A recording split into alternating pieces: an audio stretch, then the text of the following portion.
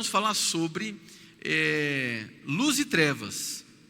Então, formou uma série, amém, irmãos? É uma série retrospectiva. Depois nós vamos batizar essa série de elementar, alguma coisa assim, né? Porque a gente está visitando aí temas básicos, basilares, fundamentais. E hoje eu quero fazer um caminho contigo em algo que é tão comum para nós. Falar sobre luz e trevas. Acho que a expressão luz e a sua, vamos chamar aqui por enquanto de oposição trevas, é algo que faz parte do vocabulário cristão, é algo que faz parte da natureza de linguagem das igrejas, faz parte também do campo da filosofia, faz parte também do estudo científico. Então a referência de luz, luz é referência, ela caminha por diversos cenários, e a palavra de Deus não se esquiva desse compromisso de trazer a luz enquanto referência. Então nós vamos ter aí no Antigo Testamento, por volta de 120, 125 citações sobre a expressão luz no hebraico, enquanto que no Novo Testamento a gente vai ter aí uns 90 citações vinculando a expressão fos, que é também vinculada à luz. Então há uma progressão de revelação. Se a gente pudesse ir um pouquinho mais longe, é como se na teologia bíblica, né, você tentando compreender o texto pelo texto, é como se houvesse uma teologia da luz, amém? Então luz é um tema que você consegue acompanhar uma macronarrativa, de Gênesis a Apocalipse. Gênesis 1:3 vai dizer que Deus diz, haja luz, e a partir de um ambiente onde Deus disse haja luz, a criação começa a se desenvolver. Então a luz, ela cria um ambiente para que o processo criativo se desenvolva, e isso vai percorrer toda a Sagradas Escrituras. Ao mesmo tempo, a Bíblia diz que Deus é luz, e que nele não há trevas alguma. Jesus também se identifica como aquele que veio como luz, e aquilo que ele é e representa, as trevas não conseguem conter. Ainda Jesus, ele desenvolve dizendo que vós sois, olhando para os seus discípulos, amém? Mateus 5, vós sois a luz do mundo, o sal da terra. Glória a Deus, irmãos. Então, nós vamos percebendo que são tantas inferências acerca de luz no Antigo e Novo Testamento, são tantas expressões que Deus traz em perspectiva para nós, sobre Ele ser, sobre Cristo expressar, e sobre o nosso comissionamento também de representar, que luz passa a se tornar um ponto central. Ao mesmo tempo que a Bíblia fala muito sobre trevas, e geralmente esse estado de trevas, ele aponta para a desordem, ele aponta para o caos. Há uma relação, ou há relações bem consolidadas nas Escrituras, que é de luz com vida e verdade. Repete comigo, vida e verdade. Muito bem. E também a relação de trevas com morte e mentira. Repete comigo, morte e mentira. Muito bem. Então, ainda que nós por vezes não vamos encontrar diretamente essas expressões luz e trevas, por vezes nós vamos encontrar essas outras que são relacionadas a luz e trevas. Verdade e mentira, por exemplo, ou vida e morte. E a Bíblia, ela é taxativa em demonstrar para nós que há um conflito, certo? Que há um tipo de oposição entre luz e trevas. A gente pode chamar isso aqui de batalha cósmica. E não é o tema principal de hoje, falar sobre batalha espiritual, mas a gente vai passar por ali também. Porque o discernimento equivocado sobre essa espécie de choque entre luz e trevas faz com que as pessoas tomem atitudes distante das Escrituras,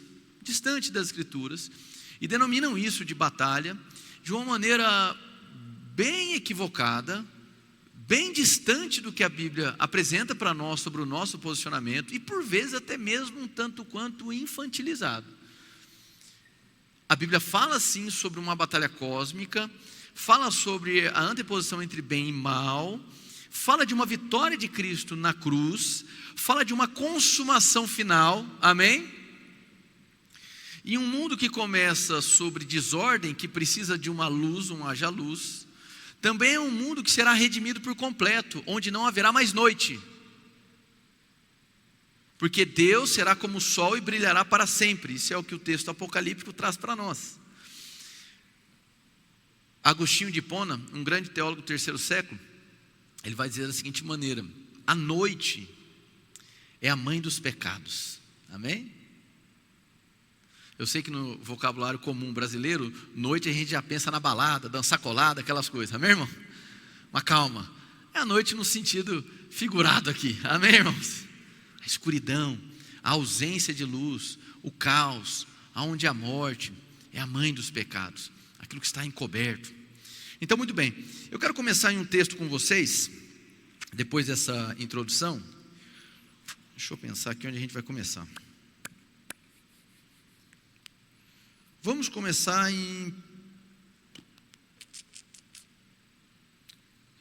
Vamos em Isaías capítulo 9. Isaías capítulo 9.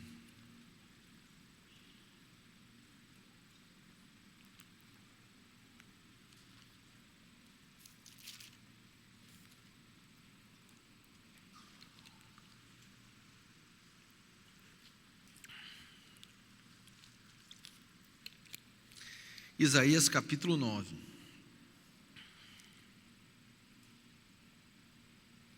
Verso 1. Se você chegou lá, diga amém. Vamos ficar de pé. Hoje eu também vou ficar de pé para a gente ir. Amém? Isaías 9, verso 1.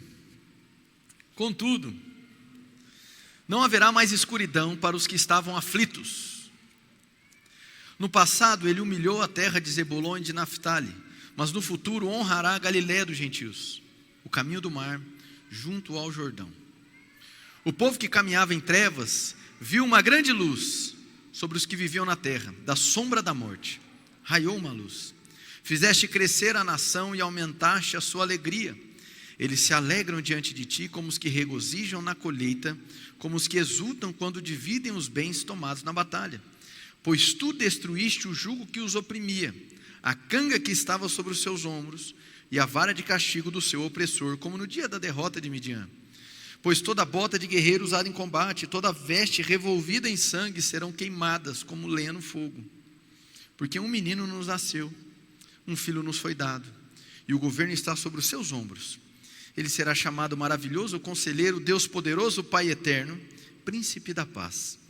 Ele estenderá o seu domínio, e haverá paz sem fim, sobre o trono de Davi e sobre o seu reino, estabelecido e mantido com justiça e retidão, desde agora e para sempre. O zelo do Senhor dos Exércitos fará sobre isso. Feche seus olhos. Senhor, em nome de Jesus, nós queremos te agradecer pela alegria de poder congregar, Pai. Como é bom, Pai, poder desfrutar de uma família de fé. Ainda, Pai, que não conheçamos uns aos outros por inteiro. Ainda, Pai, que nós não saibamos o nome uns dos outros de uma maneira total. Como é bom poder olhar para o lado, ainda que para um rosto desconhecido, e saber que nós convergimos numa mesma adoração. Então, Senhor, eu oro para que nós sejamos consolidados nessa unidade de fé, Pai, diversa, plural, mas una no Senhor Jesus Cristo. Senhor, eu não sei os interesses de cada um aqui, e talvez, Senhor, até mesmo os meus profundos interesses estejam equivocados. Eu oro, Pai, para que pelo Teu Santo Espírito Santo, os nossos interesses se convertam à Tua vontade nessa manhã. Nos guia, Pai, nas Tuas Escrituras, e que nós sejamos, como Paulo disse, iluminados no entendimento. Em nome de Jesus, amém e amém. Pode sentar. Graças a Deus.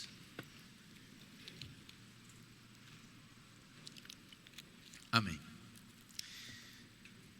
Irmãos, esse é um texto poderoso, e veio a calhar da gente ler ele justamente no dia 1º de dezembro, amém? Hoje é 1º de dezembro, né? Então, se a gente fosse seguir o calendário litúrgico, histórico, hoje começaria, né, o advento. Então a gente está lendo um mês adequado, estamos lendo um versículo adequado, que fala sobre o nascimento de Jesus Cristo. Então aqui nesse texto, há uma conexão direta entre um novo estado de vida, o estabelecimento de um novo reinado, onde a luz brilhará e ela dissipará as trevas. E esse reinado que se estabelece por meio do Filho de Deus, que nós sabemos que é um texto messiânico que está falando de Jesus, ele há de se estabelecer e será um reino que durará para sempre. Muitos teólogos aqui fazem uma conexão, e eu também concordo, com a ideia de reinado sem fim de Daniel capítulo 7.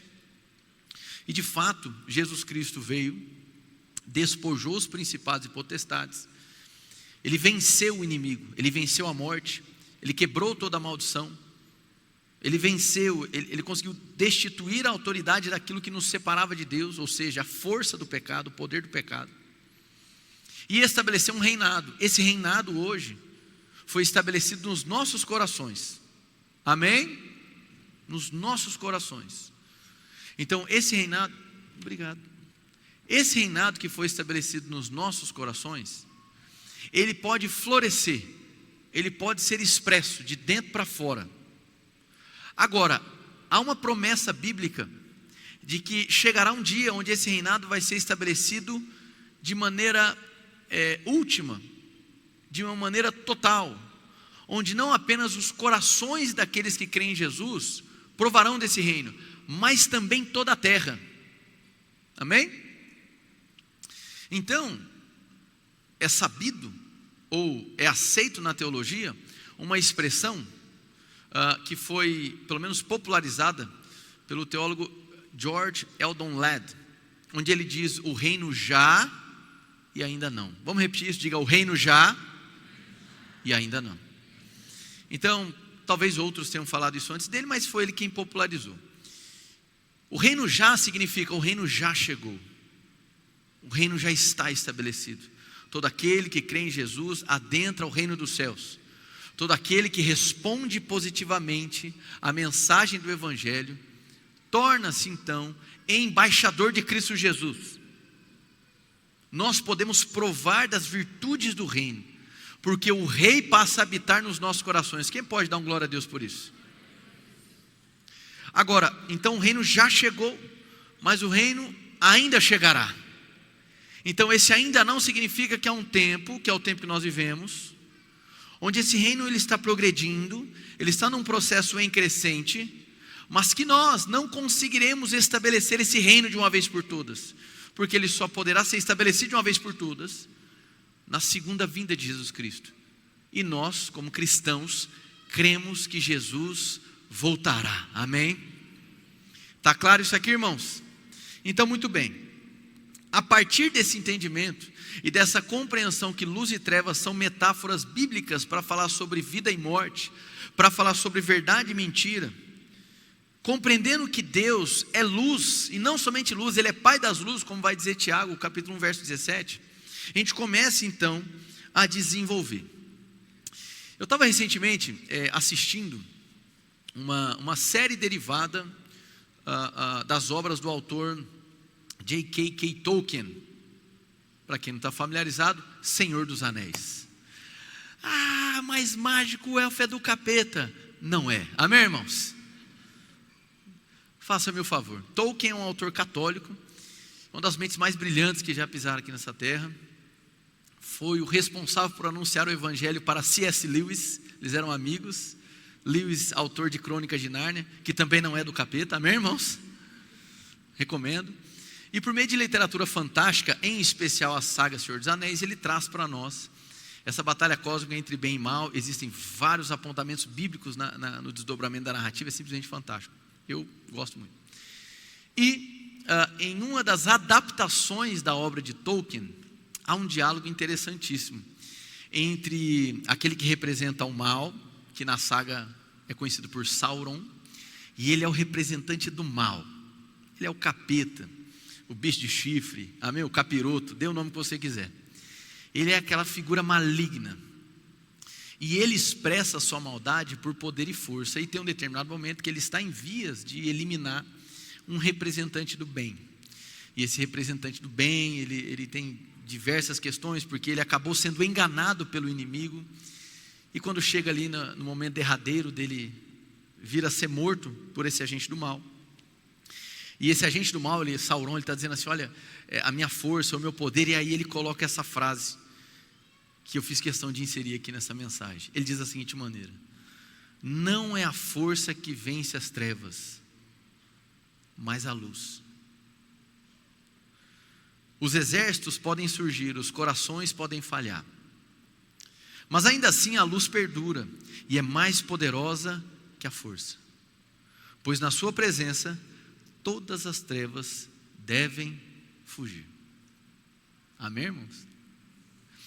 Há um autor, um autor de novelas fictícias também, de literatura fictícia, aí aqui já não do campo do cristianismo, Matthew Stover, e há uma citação em uma de suas obras que ele diz da seguinte maneira: a escuridão é generosa, ela é paciente, e nas palavras dele, sempre vence.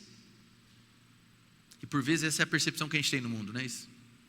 Só que ele continua: mas no cerne de sua força está a fraqueza, uma única vela é suficiente para contê-la. O amor é mais do que uma vela, o amor pode acender as estrelas. Amém, irmãos? O que eu estou querendo dizer com isso? Nós não estamos em um ambiente iluminado. A terra é um ambiente de trevas. No entanto, Deus nos conferiu uma identidade, e a partir dessa identidade, nos habilita, capacita e espera que nós tenhamos um posicionamento. E essa identidade é de luz. Vós sois luz. Então, luz para nós não é algo fabricado por nós, amém? Nós não temos potência para produzir luz própria. No entanto, Deus nos comissionou como aqueles que dariam sequência à missão de Cristo. Cristo, enquanto luz, demonstrou que não há oposição das trevas com a luz.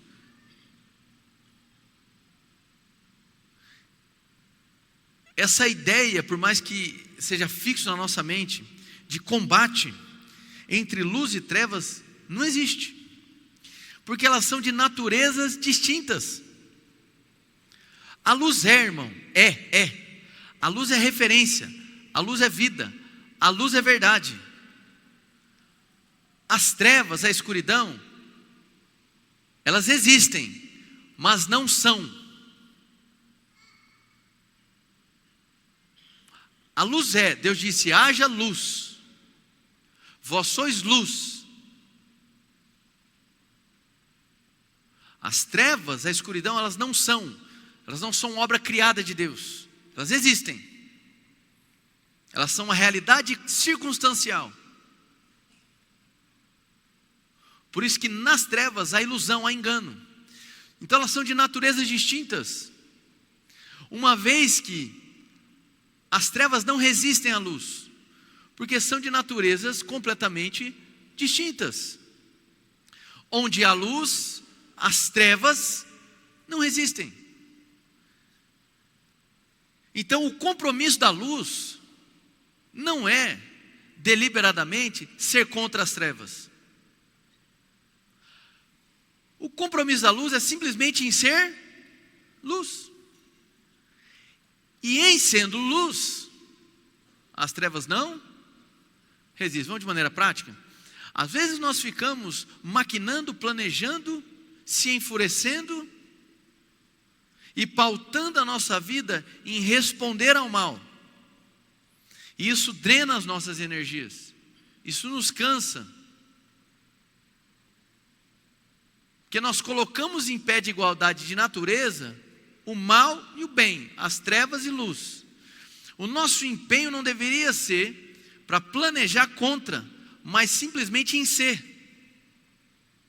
Então, por não ter convicção de quem somos e da natureza que expressamos, nós nos empenhamos em tentar ganhar no argumento. Faz sentido, irmão? Então a gente fica desesperado para provar os nossos pontos, porque pensamos que vencemos as trevas na força do argumento, na força da lógica, na força do poder, e não nos empenhamos em simplesmente ser. A luz não pode ser resistida pelas trevas. Então, se as trevas ainda prevalecem nos ambientes que nós passamos, é porque não está havendo pessoas que têm um compromisso de ser. Tem muita gente que fala em nome da luz. Tem muita gente que fala em nome de Deus. Tem gente que defende Deus, que defende pautas bíblicas, tem força de argumento, mas não tem convicção de identidade de natureza. Por isso que não coopera para que o ambiente de trevas seja desmantelado. A igreja de Cristo é representante da luz do mundo. Cadê o seu amém? Por isso a igreja deve ser sábia e perspicaz na certeza de que o ambiente é de trevas e que o compromisso dela é de luz. E que se o caos se prolonga, se desenvolve, e a igreja está reunida apenas bradando sobre a luz, significa que ela fala sobre a luz, defende a luz, mas não é luz.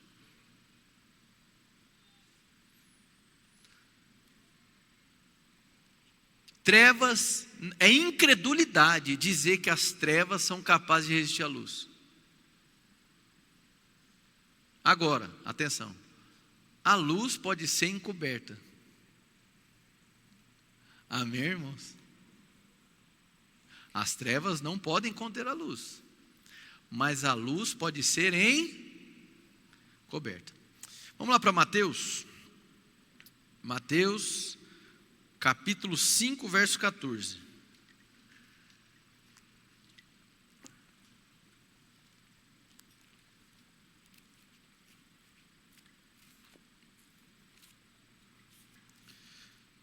Mateus capítulo 5, verso 14. Então, vamos ler aí um trechinho dentro da perspectiva do Sermão do Monte. Vocês são a luz do mundo. Quem pode dizer amém bem forte por isso? Não se pode esconder uma cidade construída sobre um monte. E também ninguém acende uma candeia e a coloca debaixo de uma vasilha. Ao contrário, coloca no lugar apropriado e assim ilumina a todos o que estão. O nosso compromisso de ser luz não é visando recompensa. A gente não busca o caminho da luz para ser favorecido. A gente deve viver como luz, porque assim a gente cumpre propósito, e sendo luz a gente favorece os que estão na casa.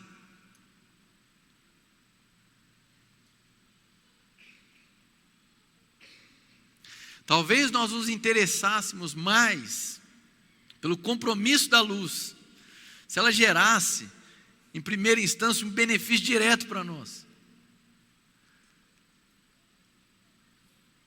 Mas ser luz já é a posição de favor, irmão. Ser declarado, reconhecido, comissionado, chamado como luz por Jesus, já é a bênção, já é o benefício, já é a satisfação.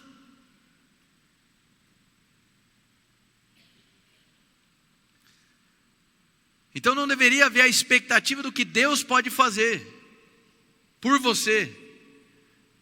Deveria sim nascer uma perspectiva do que Deus passa a fazer através de nós,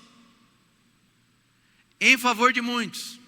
Olha só a insanidade que muitas das vezes nós desenvolvemos enquanto espiritualidade. Nós criamos uma expectativa ou só nos sentimos satisfeitos quando algo se move em nosso favor, e aí a gente reconhece, Deus está fazendo algo. Mas a gente não percebe que quando Deus nos comissiona para algo, significa que Ele já está em nosso favor. Então, quem trabalha para Deus, para receber de Deus, não entendeu a salvação. Se Deus lhe chamou para trabalhar em nome dEle, essa já é a posição de bênção.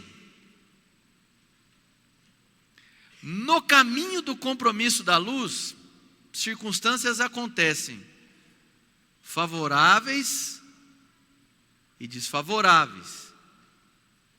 Amém? Mas as circunstâncias de trevas não alteram a realidade de luz de Cristo nas nossas vidas. Amém, irmãos? Então, muito dessa ideia que nós temos, eu vejo muita gente com medo, né? Medo do capeta, medo do anticristo, medo de tudo.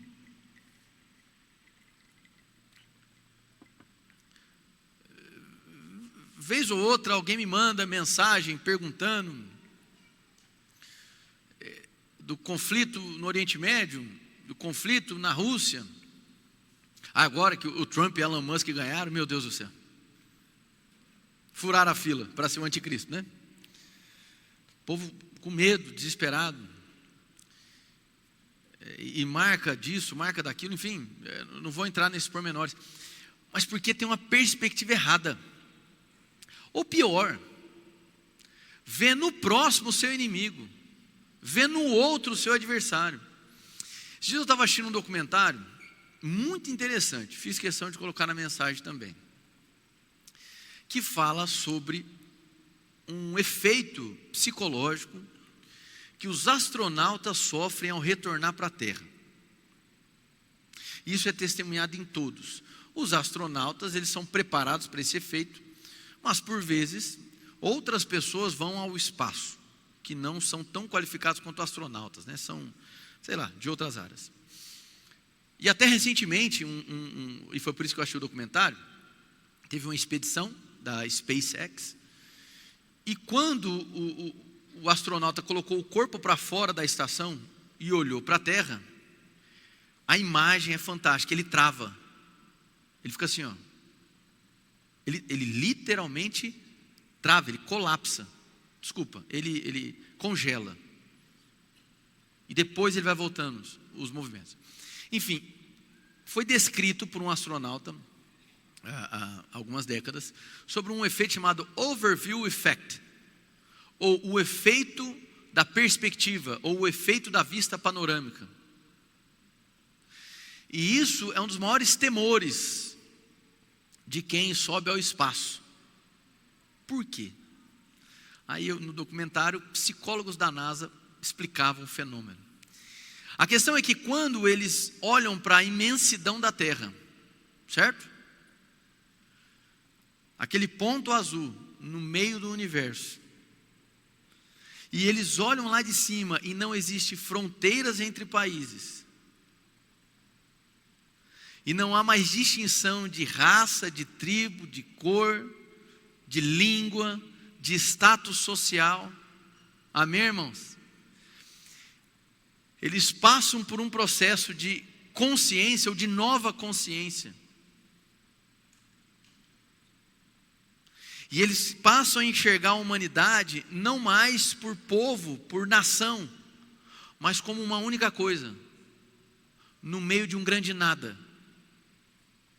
Então desperta neles um senso de unidade tão grande, que quando eles voltam para a Terra e percebem que as fronteiras continuam, as inimizades continuam, os países continuam em guerra, eles começam a implodir psicologicamente, eles deprimem. É a mesma Terra que eles vivem, mas vista a partir de um ângulo diferente. Quando estava assistindo esse documentário, é exatamente o que andar na luz provoca em nós. Amém? Quando andamos na luz, nós passamos a discernir as relações de maneira distinta. todo nacionalismo exagerado, que me coloca contrário a uma outra pessoa de outra nação, ela cai por terra. Todo tipo de segregação que por vezes um dia fomentamos, seja ela étnica, racial, social, ela vai desintegrando, irmão. Afinal de contas, racismo é pecado, amém, irmãos? Todo tipo de elemento de superioridade em relação a outro, por conta da sua posição na sociedade, ela vai se perdendo. Andar na luz faz com que a nossa perspectiva, a gente deveria sofrer um overview effect, um efeito de perspectiva por andar na luz, porque abre-se um novo ângulo, inclusive a contrariedade do diabo muda, porque nós superestimamos, supervalorizamos o diabo. São dois extremos, um é a negação, não, o diabo não existe, ele não faz nada, e outra é a supervalorização. Quem está entendendo, diga amém. Não, ele existe, a Bíblia diz que ele é o inimigo das vossas almas, diz que ele é ardiloso, que ele trabalha pelo engano, que ele trabalha pela mentira, que ele trabalha provocando contendas, amém? Ele existe, ele é ardiloso, precisa ter cuidado. Mas muitas das vezes, por não provarmos de uma perspectiva diferente de andar na luz, nós entregamos um nível de autoridade, poder ao diabo, e estimamos ao diabo, que nós passamos a temê-lo. Temê-lo no sentido de ter medo. E isso é problemático. Amém? Então a luz, o andar na luz, muda a nossa maneira de ver as coisas. E como é que a luz pode ser encoberta? Vamos lá para Efésios, capítulo 4.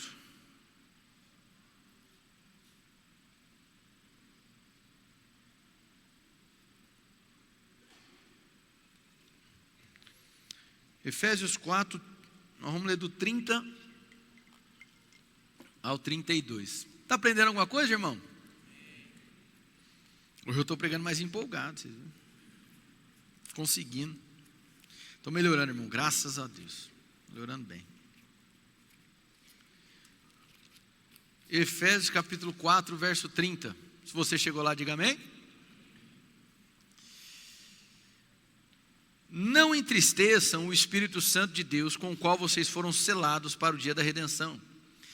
Livrem-se de toda amargura, indignação e ira, gritaria e calúnia, bem como de toda maldade.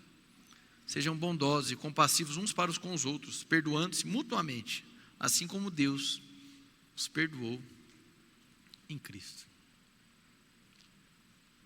Amém? Toda vez que eu permito que a amargura se desenvolva no meu coração, eu atrapalho o compromisso da luz de ser luz. As trevas não podem resistir, suprimir a luz, mas a luz pode ser coberta. Então a lamparina, a candeia, não deve ficar escondida. Uma vida legalista, uma vida religiosa no mau sentido da expressão, aquela religiosidade que Jesus veio combater, de hipocrisia, né? De discurso vazio, de incoerência entre fala e prática. Geralmente é uma vida que fala da luz, que defende a luz, mas que acoberta a luz. Amém, irmãos? Então, alguns perguntam: existe batalha espiritual? E a resposta é sim. A Bíblia diz. A Bíblia chama o próprio diabo de inimigo. A Bíblia, em Gênesis capítulo 3, na primeira profecia messiânica declarada, fala do descendente da mulher esmagando a cabeça da serpente. Então, há figuras e elementos muito bem definidos de bem e mal. Então é evidente que há uma batalha cósmica, há uma anteposição cósmica. Agora, preste atenção nisso aqui. Não existe oposição de poder entre Deus e o diabo. Não há oposição de força entre Deus e o diabo. Amém, irmãos? As naturezas são distintas.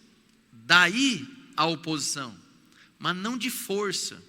Não existe um cenário onde Deus está tentando e o diabo está prevalecendo. Não, isso não existe. Não há como. O próprio diabo sabe que os dias dele estão contados. Ok? Então não é isso. Há essa anteposição, bem e mal. E o fim da narrativa bíblica, que é a eternidade, fala de uma sobreposição do bem. Não haverá mais noite. O mal vai ser completamente extirpado. Até que esse dia chegue, nós, em meio ao mundo de trevas, e como representantes da luz, temos por missão, e somos vocacionados para cumpri-la, ser luz. Então é um desperdício de vida, quando eu acoberto aquilo pelo qual eu fui comissionado para expressar.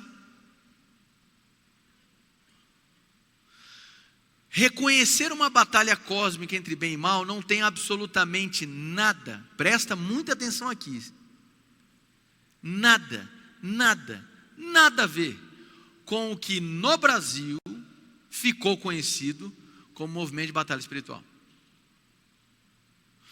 Onde o demônio está na geladeira e você tem que orar para o demônio sair da geladeira. Onde se um local foi desenhado um pentagrama, aquele local nunca mais será abençoado. Onde você precisa comprar uma espada para poder vencer o inimigo. Onde você... Aí essa sorte de mandinga gospel. Amém? É a flor, é o copo d'água, é o não sei o quê. Amém, irmãos? Então uma coisa é reconhecer, batalha cósmica, bem e mal, somos luz em meio ao mundo de trevas, Jesus venceu o inimigo. Outra coisa é você ir para uma maneira de responder a essa oposição, como eu disse, equivocada, distante das escrituras e muitas das vezes infantil.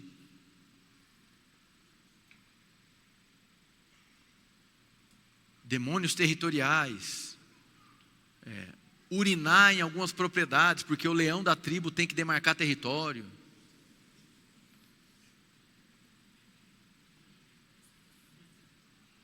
Isso é sério, aconteceu. Ok? Eu vou comprar azeite no mercado e isso aí, a gente está para alugar o prédio dali, amém, irmãos? Estamos assinando. Então vamos jogar azeite ali no prédio azul. Isso entenda, quando eu falo infantilidade, não é para ofender, irmão, amém? É infantilidade no sentido assim, é algo tão pueril, é algo tão imaturo de se realizar, que não faz o menor sentido. Se a nossa regra de fé das escrituras, mas pastor, eu ouvi que a pessoa venceu o inimigo fazendo isso. Experiência não é doutrina, irmão. Amém. Experiência não é doutrina. Não, é porque para vencer o Zé Pilintra, e quem é que foi que deu o nome de Zé Pilintra?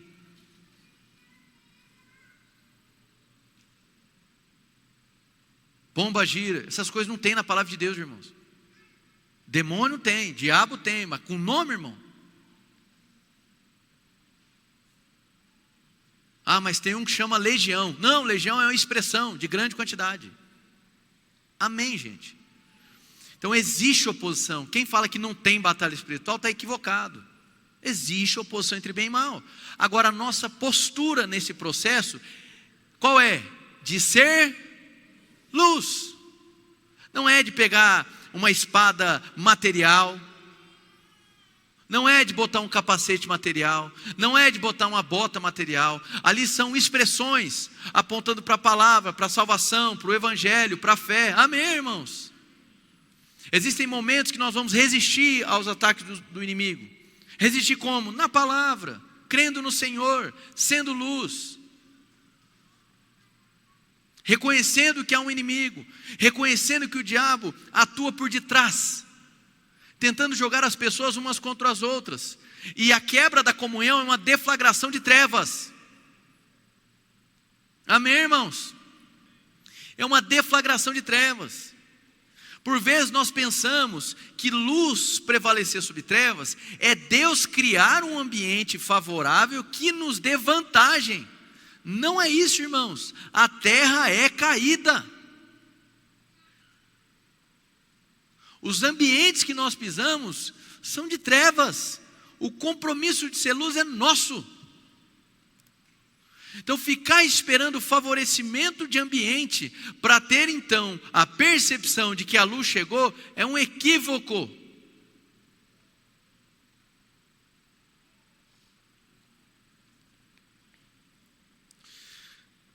Eu estava me deparando esses dias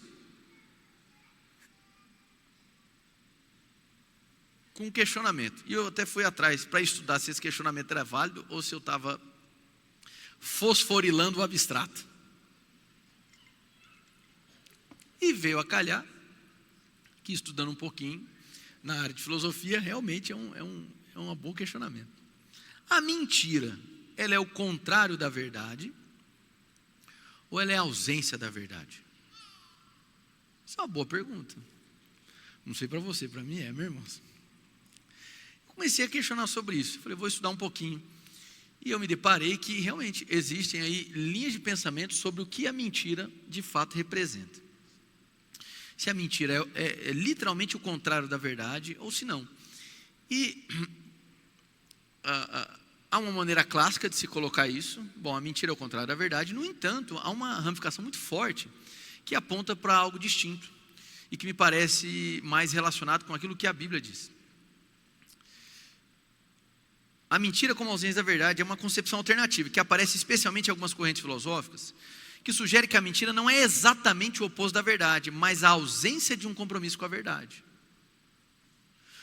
Nem sempre a mentira ela vai ser o exato oposto da verdade. Então a mentira não precisa ser necessariamente contradizer diretamente a verdade, mas sim ser uma distorção ou omissão que impede a plena revelação da verdade. Então, às vezes o que nós temos não é um cenário de contrariedade imediata, absoluta do que é verdadeiro. Às vezes o que há é uma distorção, uma desonestidade intelectual. Às vezes o que acontece é uma omissão, e que te impede de acessar a verdade. Quem está entendendo aqui? Aí eu me deparei com o texto de Lucas. Lucas capítulo 4, quando Jesus é tentado no deserto, o diabo não apresenta frases contrárias à verdade. Ele tenta Jesus por 3 vezes, amém, irmãos? Sobre transformar a pedra em pão, eu ia falar pão em pedra, amém? A pedra em pão, sobre recrutar um exército de anjos, não é assim? E sobre se salvar, se cair do penhasco, enfim. Todas as situações que o diabo tentou a Jesus eram legítimas, e vamos dizer assim, o conceito em si não era mentiroso, mas a intenção era distorcida, era descolada. Então, ainda que a sentença fosse legítima, ela era uma mentira, porque ela não tinha compromisso com a verdade. Quem entendeu, diga amém. Amém, irmãos? Então, a luz, ela estabelece o compromisso com a verdade. Cadê o amém? Então, o ponto central aqui, irmãos, é que onde há trevas, aonde há desordem e caos, escuridão, morte, mentira,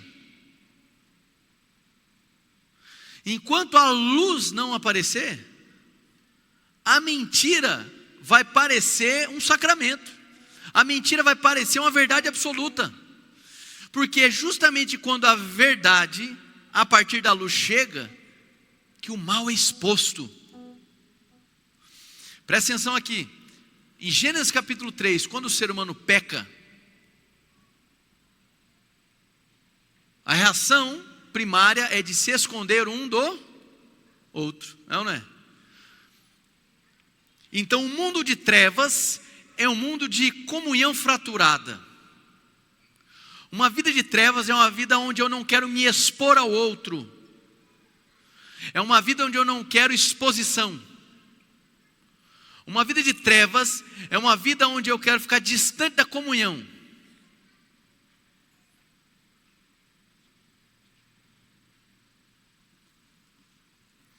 O compromisso daqueles que creem é com a verdade, irmãos. Por isso que nós não temos medo do diabo. Nós reconhecemos a sua existência, a sua operação, a sua força, amém? Nós não temos medo, por quê? Porque se estamos na luz, é porque reconhecemos que Cristo, que é luz, venceu o mal, as trevas, o pecado, quebrou toda a maldição. Se eu tenho a certeza de Cristo, sua salvação, redenção, perdão dos pecados, vitória na cruz, então eu tenho a certeza de que palavra de maldição sobre mim não tem efeito algum. Porque estou na luz. E estar na luz significa profundo compromisso com a verdade, onde a mentira não se sustenta, onde a morte não se sustenta, onde o mal não prevalece, meu Deus do céu.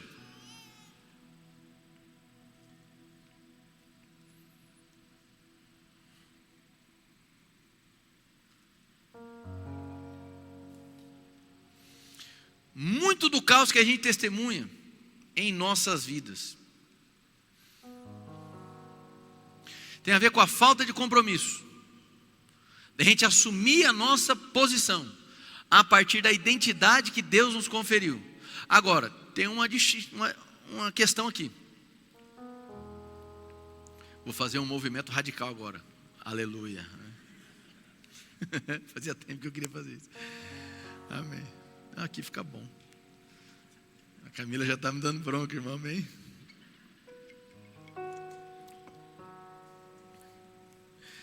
Muito do que a gente observa de caos nas nossas vidas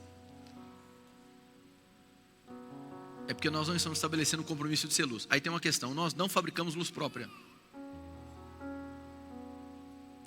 Então há uma analogia, me fugiu agora, tem um... lembra agora se foi, é um teólogo católico, talvez Dionísio, não lembro agora, que ele vai dizer da seguinte maneira: há uma analogia direta entre luz e fogo, e também as suas relações de proximidade.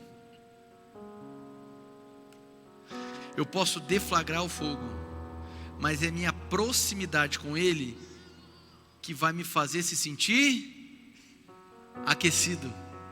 Amém, irmãos? Nós não fabricamos luz própria.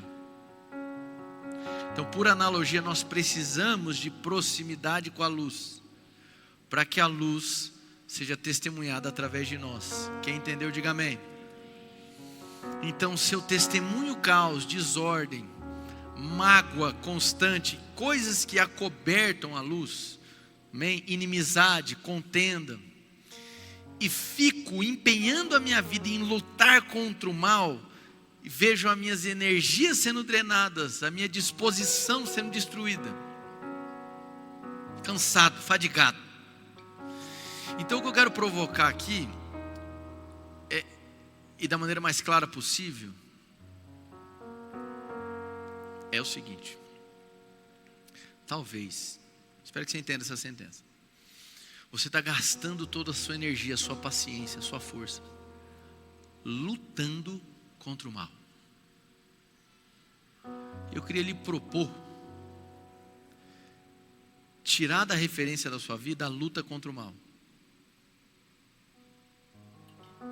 e colocar como referência da sua vida o aproximar-se da luz, que é Deus. E dessa maneira, quanto mais próximo, mais iluminado. Quem entendeu, diga amém. E essa convicção de identidade, de natureza, de luz, vai fazer com que a luz manifesta dissipe as trevas que você estava se empenhando para vencer na força do argumento. Quem entendeu, diga amém.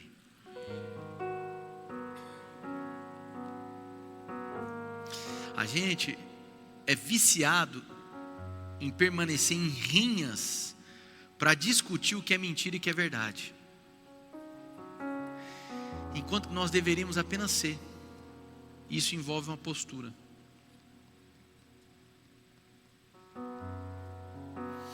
Ninguém pode resistir às trevas. Ninguém.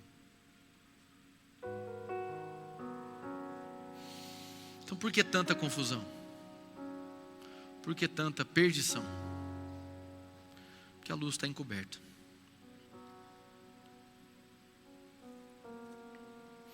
Não adianta discurso forte sem natureza revelada. Então, como o texto diz, onde há amargura, contenda, gritaria, ira, calúnia, maldade, o espírito, a luz está encoberta, está entristecendo o espírito.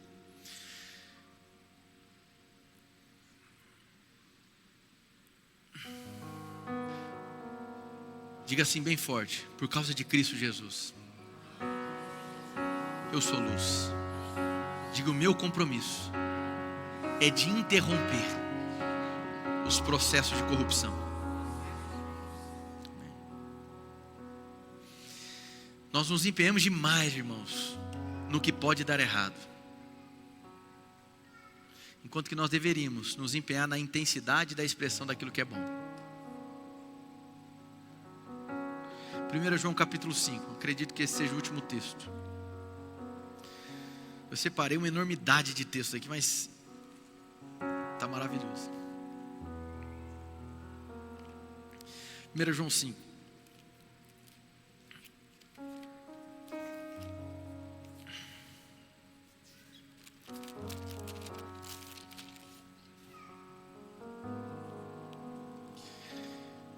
Primeira João 1, eu falei 5, né? 1 verso 5, perdão. Esta é a mensagem que dele ouvimos e transmitimos a vocês. Deus é, nele não há treva alguma. Se afirmarmos que temos comunhão com ele, mas andamos nas trevas, mentimos e não praticamos a verdade. Se porém andarmos na luz, como ele está na luz, temos comunhão uns com os outros, e o sangue de Jesus, seu Filho, nos purifica todo pecado. Percebe a relação que o texto faz entre andar na luz e ter comunhão uns com os outros? Então, se há uma evidência de acobertamento de luz, é a comunhão rompida. Amém, irmãos?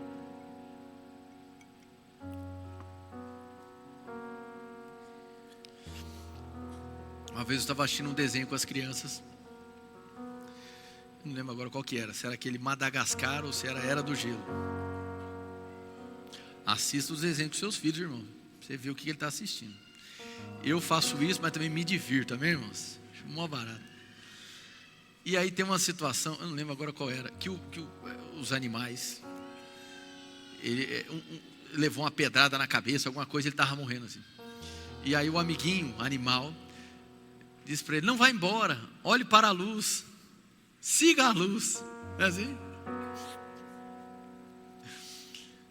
E realmente, irmãos, vamos dizer assim, transportando essa mensagem, se há algo de sábio a realizar nas nossas vidas, é olhar para a luz, é seguir a luz. Amém, irmãos? A luz é referencial de esperança. A luz é referencial de beleza.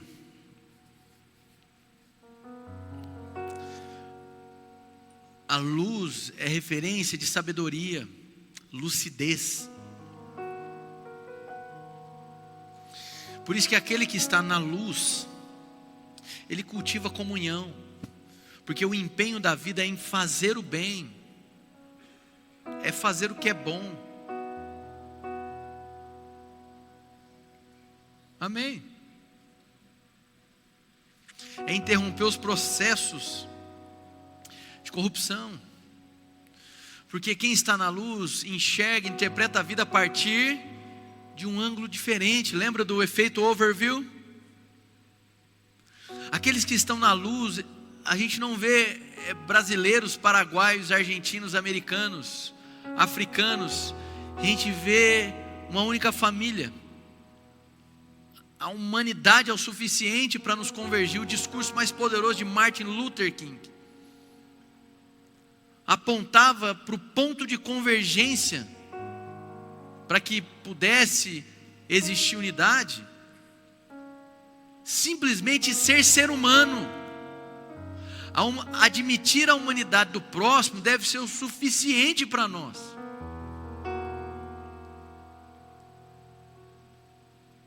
Amém, irmãos? Por isso que bem-aventurados os pacificadores. Por isso que bem-aventurados os que são perseguidos. Não há bem-aventurança para os perseguidores. Amém, irmãos? Ainda que os perseguidores falem em nome de Deus, ainda que os perseguidores falem em nome da família, falem em nome da verdade. Muitos pensam que são autorizados para falar em nome de Deus, e nem tudo que é falado em nome de Deus, de fato Deus pactua, concorda, comunga. Porque o movimento de Deus é pró-comunhão, irmãos. O movimento de Deus, ele é amor, ele é luz.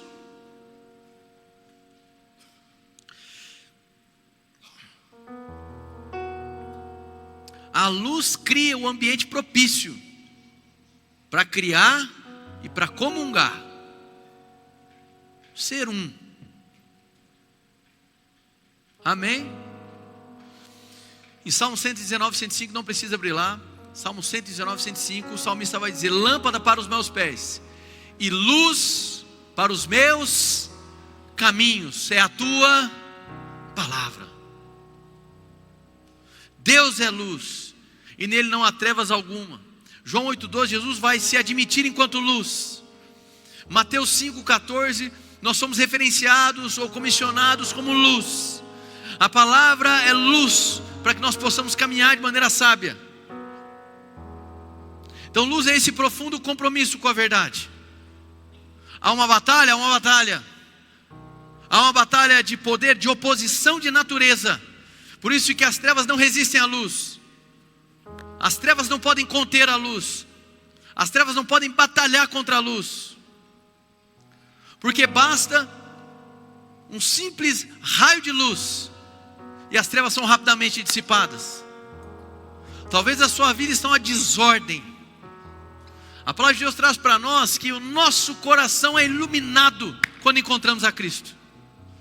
Talvez é o teu interior que está bagunçado. Talvez seja o teu casamento que está em desordem.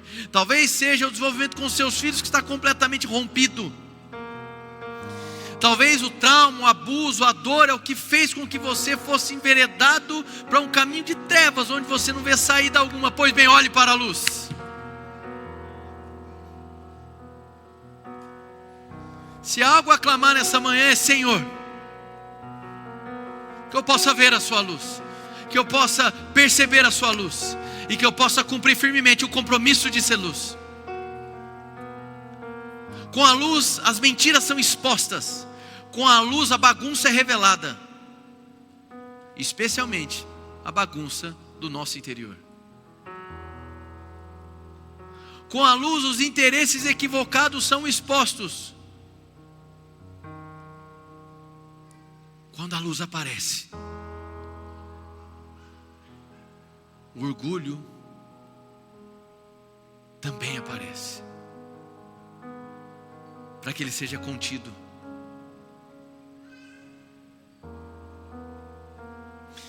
E como foi dito, na analogia com fogo,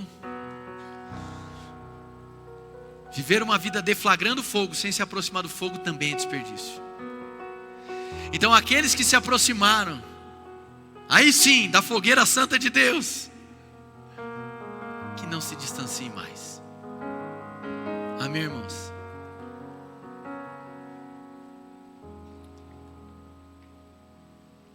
Deus é luz. Deus é luz. Amém. Quantos foram abençoados pela palavra, dá uma glória a Deus bem forte.